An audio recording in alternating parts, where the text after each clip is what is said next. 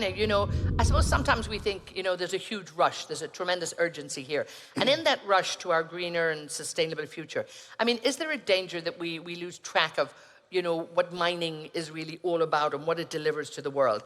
And I think we have to look at this in the context of, can a responsible mining sector actually deliver, solve the problems of scarcity, economic development, while looking after the environment and making sure we have a clean transition? It's a big demand. Yeah, no, absolutely. There is a big focus on the role of mining in supporting green transition, but we all know that green transition will not happen unless it's also a just transition. So we must be solving for eradication of poverty, reducing inequality, just as we solve for climate change. And just to put things into perspective, what it actually means, nearly 1 billion people in the world today live at or below the poverty line. Many of these people are in the super region. And so, but what does it mean in terms of materials required to address that challenge? And just to kind of give everybody in the developing world the living standard equivalent just half of that enjoyed in the West would require nearly 1 billion tons of iron ore, and will require additional 70 billion tons of iron ore and 1 billion tons of copper. 70 billion tons of iron ore is the amount of iron ore that was produced over the entire course of human history. And it's 1.3 times of copper that was produced over the entire course of human history. To feed global population over the next 30 years will require as much fertilizer as was used in the last 100 years. So yes, it is a challenge, but also that's the scale of opportunity that lies ahead of us. We must not forget about that. Helena, if you can come in here, where we look at many stakeholders who are involved, and, as His Excellency mentioned, people at the very heart of everything we do here. But are we addressing all stakeholders? And of course, it can't be a one-off thing. This is not just an exercise that you do at one point of the process and then tick a box and forget about it. Talk to me about what we can do, perhaps, what we can do better. Yeah, I think it is important to, I think we all would agree that doing more of the same but faster is not going to work, because traditionally, like if you think mining was about competition for the so-called tier one assets, but today it is a competition not just for the mineral resources themselves.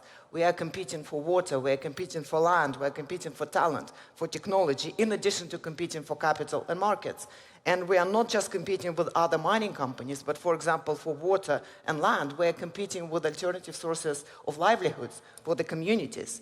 And we're competing for talent with pretty much every other industry as mining becomes more technologically advanced. So I think if we want to decarbonize the economies and as we improve people's lives, I think we need a radically different approach, not just to how we produce and use and recycle the metals, but how we leverage the minerals value chains to drive economic growth and development. And that requires a very different multi-stakeholder partnership model, because it's the traditional CSR approach was all about distribution of wealth from the mining activities themselves. We need to think differently. We need to think about how we can leverage the mining activity to enable economic, self-sustaining economic growth ecosystem that are enabled by mining, but critically are not dependent on the mining. So because again, mining should not be the source of economic dependency. It should be the driver of economic diversification and growth. And to do that, it's not enough just to engage with the local communities. You need to work with the governments, with other partners, with international development organizations. It's fundamentally, it's an economic development project. We have quite a bit of experience with that. In Anglo, we call it collaborative regional development model that we are currently increasingly implementing across our operations globally. And like I said, it's not about mining. Mining only is a very small part of it. Helena, when we look at this, it's a long-term game. Investors are a little impatient sometimes too. How do we make sure we get the right people on board? Because this investment, we need it. So if there's a call to action there, what would it be? Yeah, I think that's a real challenge because, again, mining, as you said, is a long-term, multi-generation business. That's our investment horizon. Our investors' investment horizon is 6 months, in some cases, 6 minutes, right? And so that's a completely, and mining industry trades at the lowest valuation multiple of all the industries, so it is a problem. That's why we need patient capital. And what would be the call to action? To me, I think it's important, how do we work together to make sustainability affordable? Because there is no point in producing the most sustainable minerals if they are unaffordable for the industries that we're actually trying to enable. And that's, to me, where the partnership really needs to focus on. And so how do we collaborate to make sustainability competitive and affordable, as opposed to it just being an additional cost?